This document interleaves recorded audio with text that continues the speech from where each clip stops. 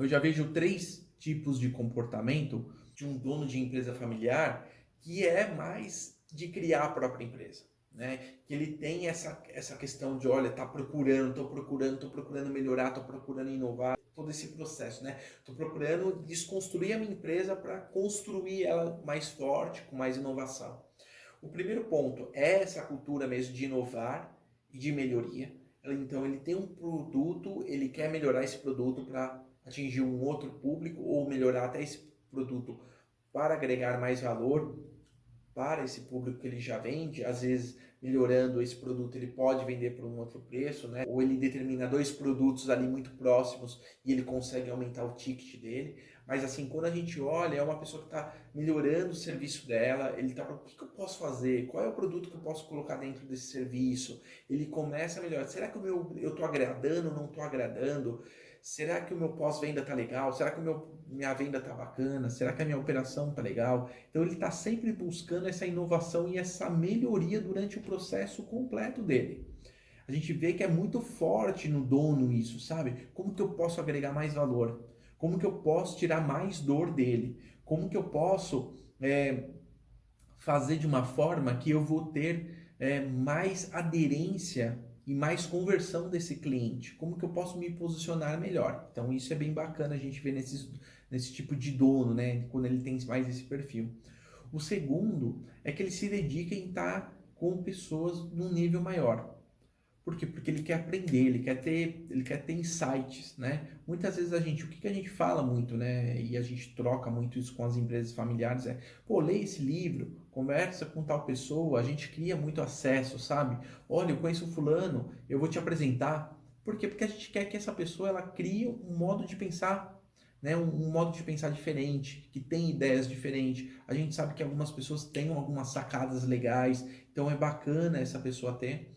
E esse dono, ele tem essa responsabilidade, essa autorresponsabilidade de estar no meio de pessoas que têm esses insights, que têm essas coisas novas, que geram um valor mesmo de fato. E aí ele busca um mentor, ele busca consultoria, ele busca profissionais dentro da empresa dele maior, mesmo que baixe a lucratividade dele durante um período, mas ele entende que aquilo ali é uma forma de ele plantar, de ele e cultivar tudo que ele tem ali para poder crescer mais, para poder colher mais lá na frente. Então ele não vê isso como um custo, mas ele vê isso como uma forma de investimento na própria lavoura dele, né? Na própria empresa dele. Ele entende que aquele ali ele tem que cuidar muito bem, mas para isso ele precisa estar se melhorando e automaticamente elevando o nível dele para poder elevar o nível da própria empresa. Então é bem bacana a gente olhar isso.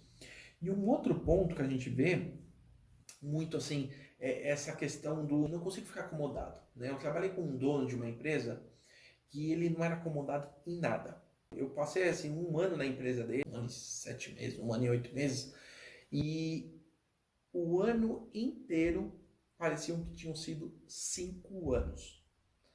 E eu falo de faturamento, eu falo de tipo de operação, de tipo de gestão, de lucratividade. É absurdo, porque ele tem muito certo na cabeça dele, né? Eu não posso ficar acomodado.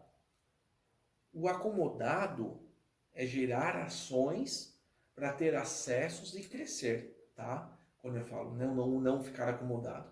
Entretanto, não falo para deixar uma loucura a empresa, né? Que a gente já vai falar daqui a pouco. Mas quando eu falo isso daí, é uma pessoa que tem uma mindset que é assim, pô, eu estou fazendo dessa forma, não tá legal. Eu estou mandando dessa forma o produto para o cliente, não tá legal. Eu vou melhorar, eu vou agregar valor, eu vou fazer isso, eu vou fazer aquilo. Então ele começa a pensar em pequenos movimentos que ao fim de um ano parece que se passaram 5 anos. E aí eu estou falando que não é uma empresa gigante, eu estou falando que é uma empresa pequena para média, mas é uma empresa que ela cresce exponencialmente todos os anos, porque ele tem isso enraizado nele, ele tem essa energia, ele passa essa energia, ele tem essa preocupação de criar as crises internas dele para que os outros colaboradores e a própria família não olhem as crises externas e não se abatam. Então ele está sempre inovando dentro da empresa dele, sempre trazendo esse ar de melhoria. Ele tem um foco muito grande no cliente, aí ele começa a criar, vamos melhorar essa forma de entregar, vamos melhorar essa caixa, vamos melhorar o aspecto, vamos fazer esse produto melhor, vamos refazer a embalagem dele para ser um produto mais acessível. E aí ele começa a trazer esses pequenos projetos que agregam demais, trazendo crise, mas essa crise ele não traz sozinho, ele traz com um método. Isso a gente foi refinando com o passar do tempo, esse método dele, ele já fazia isso, a gente foi refinando dentro desse cenário, né? Então a gente falou aí das 3 situações, desses 3 comportamentos, mas já linkando um ponto que é importantíssimo.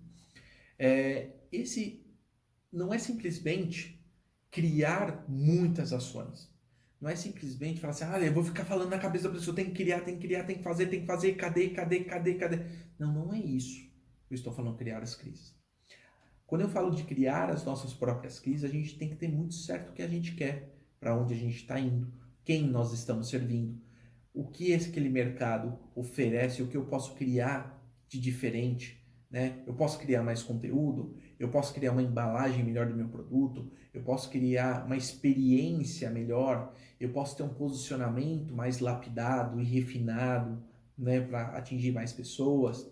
O meu produto, ele de fato, ele faz o que promete, ele resolve o que ele deveria resolver, ele traz resultados para o meu cliente. Então eu começo a olhar alguns cenários de fato ali para trazer, né, soluções tangíveis e intangíveis, agregando valor.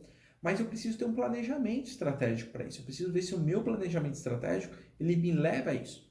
Porque tudo tem que ter um porquê, gente. A gente não pode simplesmente achar que a gente vai ter a ideia, fazer e sem um porquê. Ela tem que estar amarrada, né? Existem diversos tipos de metodologia hoje no mercado para se fazer planejamento estratégicos, né? Aí uma infinidade, né? Mas a gente olha que a gente sempre tem que estar amarrando alguma coisa, né, lá de cima do estratégico, muito vinculado com uma cultura e um posicionamento da empresa. E automaticamente eu tenho que criar essas ações muito baseadas nesse planejamento estratégico.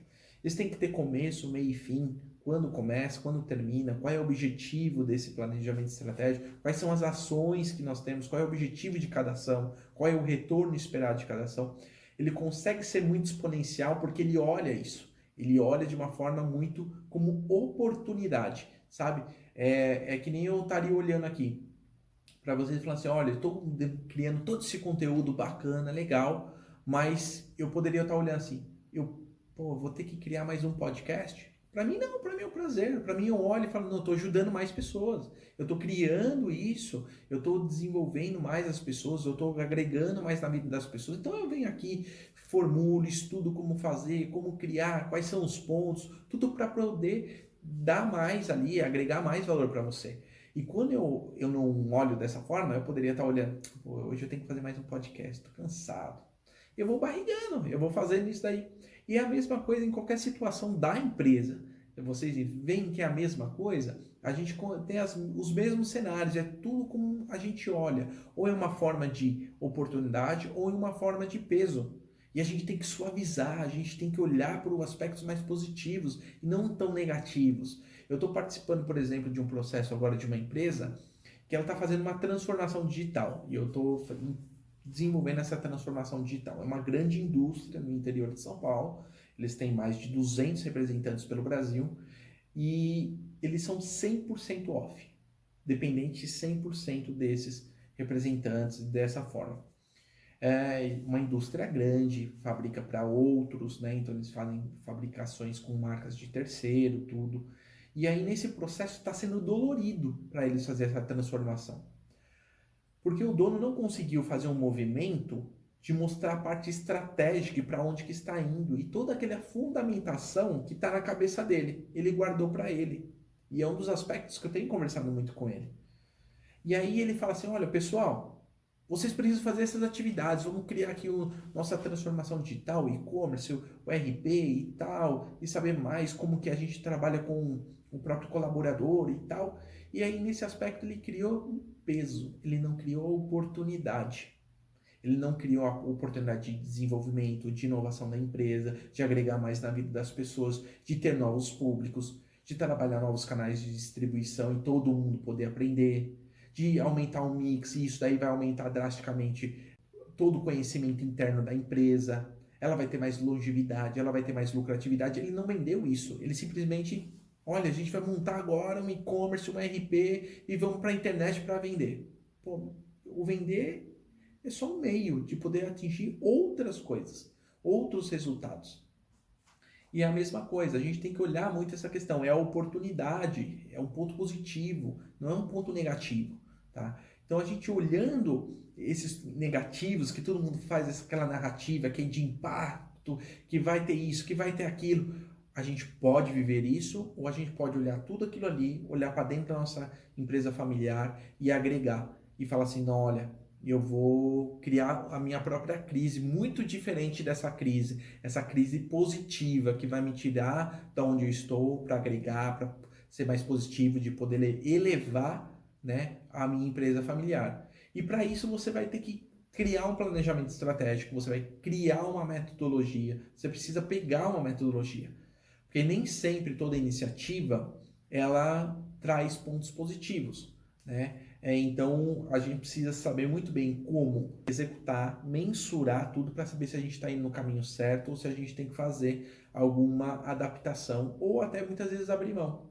Então é importante a gente ter uma metodologia, trazer pessoas que agreguem nesse processo, seja um mentor, seja uma consultoria, seja um profissional dedicado da empresa, CLT, o que seja, não é o tipo, né? Mas assim, é importante você ter essa visão de pessoas que agregam muito valor, tá?